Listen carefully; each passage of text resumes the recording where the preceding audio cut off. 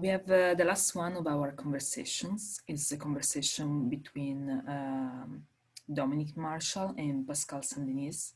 Pascale Saint-Denis is a researcher that works with gender design in STEAM. The video we will share as in our last, as for our last conversation, and this time I'm sure the audio will be fine, but if it's not, please let us know and we will try to fix it. Thank you for your help again. After this, Pascale couldn't be here, so she had the previous commitment, but Dominic will collect the answer that you can pose in the answer the questions. But if you have answers too, that's fine, in the chat. And Pascale will provide some answer or her perspective later through an additional video that we will share. After that, we will just close this session, reminds you which are the next steps, and I think that's all for today. Thank you.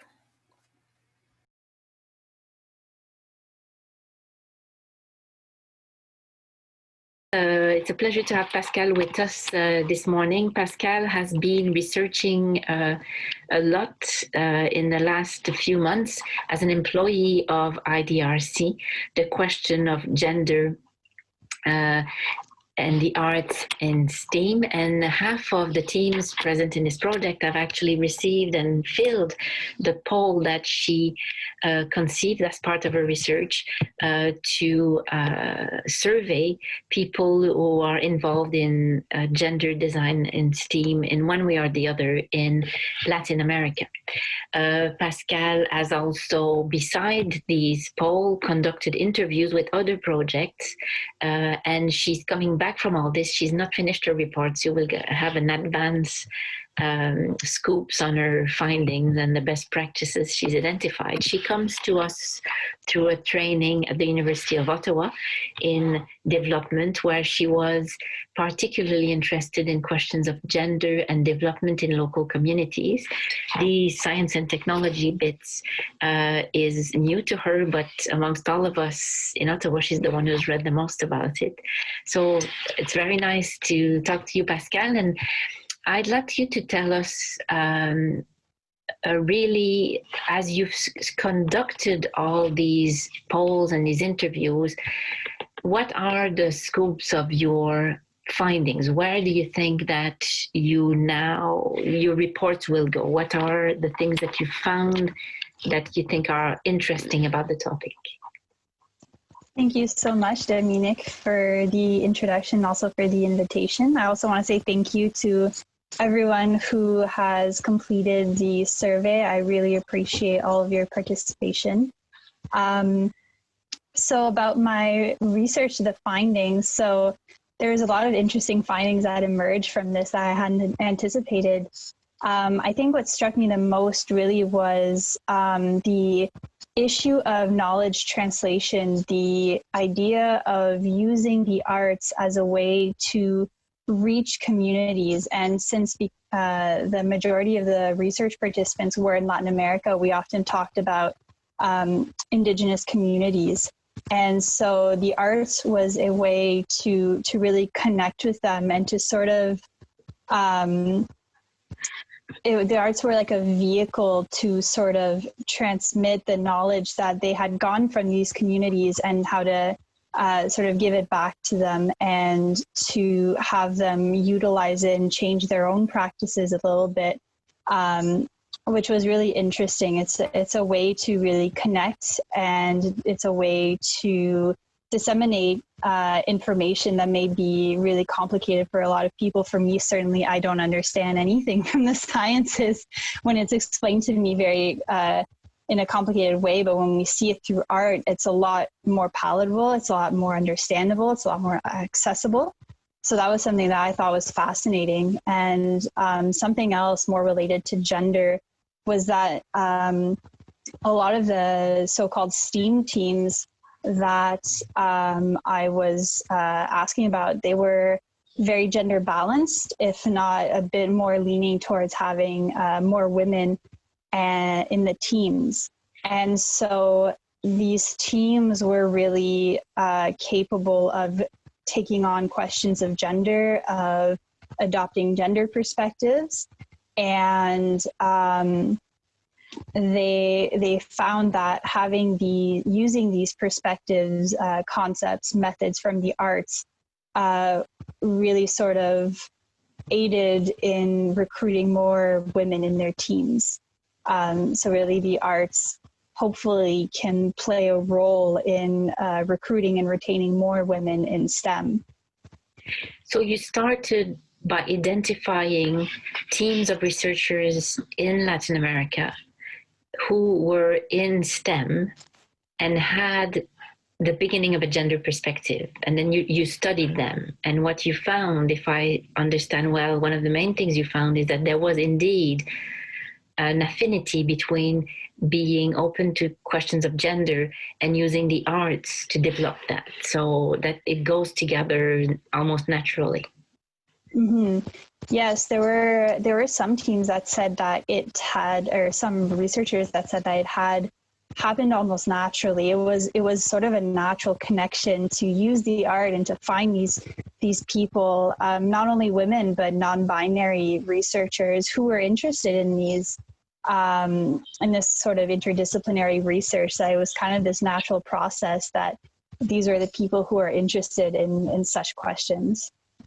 And it's part, if I understand well, of the concern that you brought from your own studies about making the research relevant to local communities by collecting what they think is important and then giving back what has been discovered. So it's part of also bringing STEM back in communities. And there, what you understand is that you have to have a gender element to this, otherwise there is an element of irrelevance, and that the arts are able to put all that together. Am I right? Mm-hmm.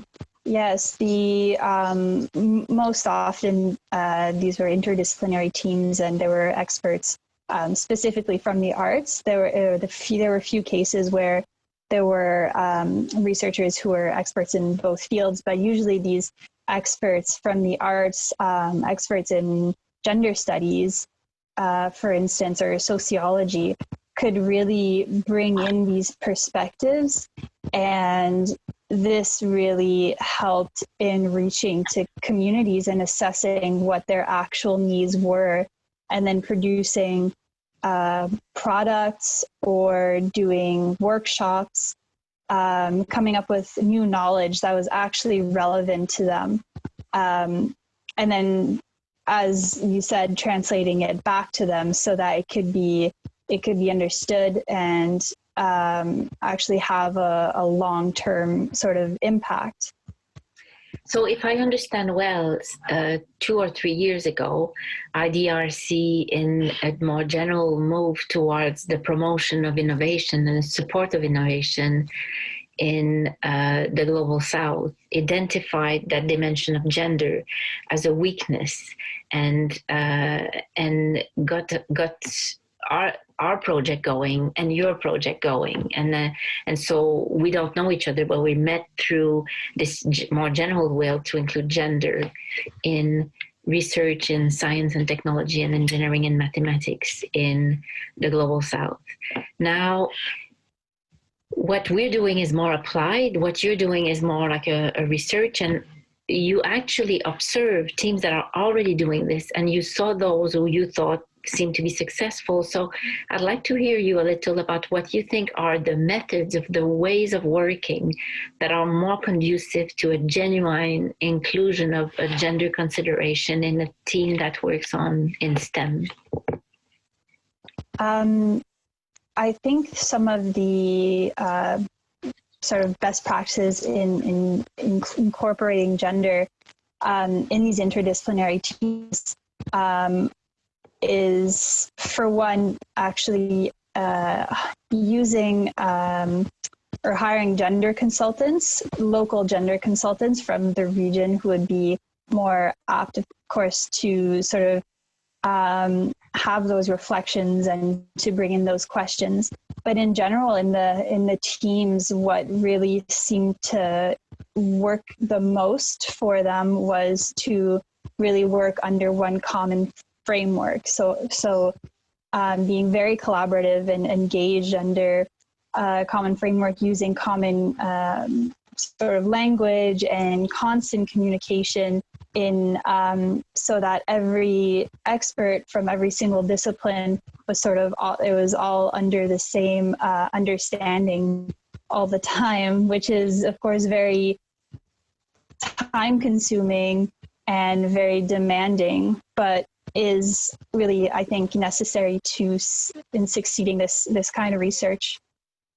Good, as if the structure of your team and the way that you meet has to be, deeply inclusive of all these things. So, okay, other question.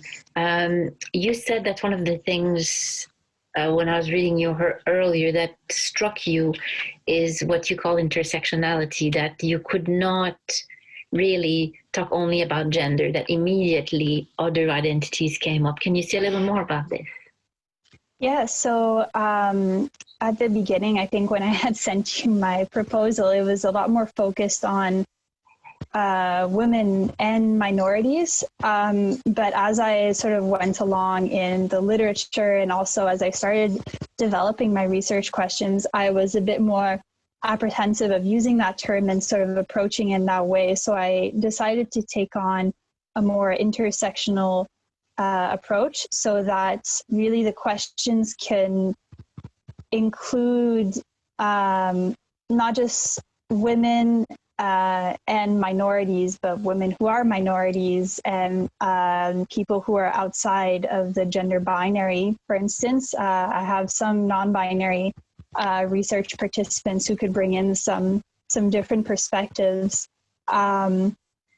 And also that could include Indigenous women and people of different sexual orientations, and that was commented on in the interviews as well. So I thought an intersectional approach to this research was a lot more appropriate, because I think that intersectionality better reflects societal needs and challenges and realities. So from where you stand, Pascale, what do you think this project might do that is original? Our project, like this 20 starting project now, where is it that you, having read all what you've read about gender design in STEM, where do you think that we fit? I think this research this project is very important, because in fact I've come across little literature.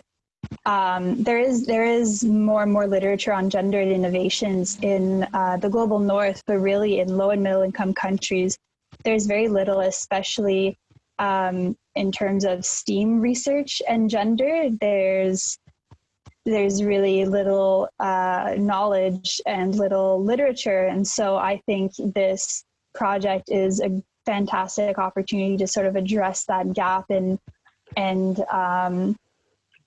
really generate more information, more knowledge about this issue. Good. So my bit in it as a historian is to try to document all this and to actually accompany the project, to be able to write about it and maybe help filling these gaps. But the fact that it's applied and we're looking at people as they work is really, for me, and to see the kinds of methods that are developed along the way is really interesting. Okay, so just to finish, having said that and identify the gaps in the literature, if you were to give us two titles, two things that you read that were really for you helpful and got you thinking, even if they're from the north, what would you talk about? So the first reading that I thought was appropriate for this conversation as a potential reading is the first one is by Londa Shearbinger. I don't know if that's how I pronounce her last name. We launched the project. She was with us when we launched the project. We invited her, so that's very nice. Yeah, Gendered Innovations Champion. Her article on, it's entitled Gendered Innovations, Harnessing the Creative Power of Sex and Gender Analysis to Discover New Ideas and develop new technologies. So I thought this was a great reading because it really demonstrates through interesting case studies the benefits of using sex and gender analysis to enable creativity and innovation in developing new technologies and new knowledge. What about number 2? And so this one is relating to STEAM research. So it's entitled Addressing the Imagination Gap Through STEAM and Indigenous Knowledge. STEAM here being written STEAMMD to include, that means science, technology, engineering, arts, mathematics, medicine, and design, all in the acronym, which also presents case studies to demonstrate how the arts and design and Indigenous knowledge can be used for creative problem solving in STEM to develop and address societal challenges. So I thought this was a very, very interesting reading as well. So I would like to thank you very much now, and we're looking forward to reading your report. We'll share it with the whole global team, and also Pascale cannot be with us today, but I really hope that you'll be able to join us for other moments in this Lab 1 and future meetings. Thank you very much, Pascale. Thank you so much, Dominique.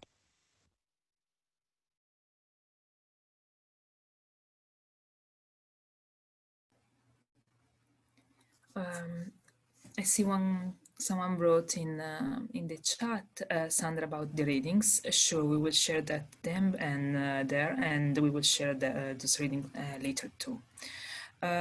If anybody has any question, please post that. You can ask it here or post it write it in the chat. Dominique might answer some due to her interaction with Pascale and for her knowledge, her expertise, based on her expertise and knowledge too. And if she cannot, she will just gather them and share them with Pascale, as said previously. Does anybody have any question?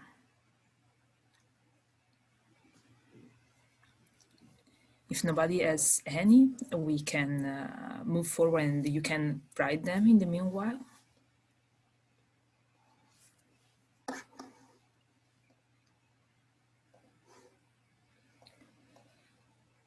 Okay, so I don't know if Dominic wants to answer Sunny. If not,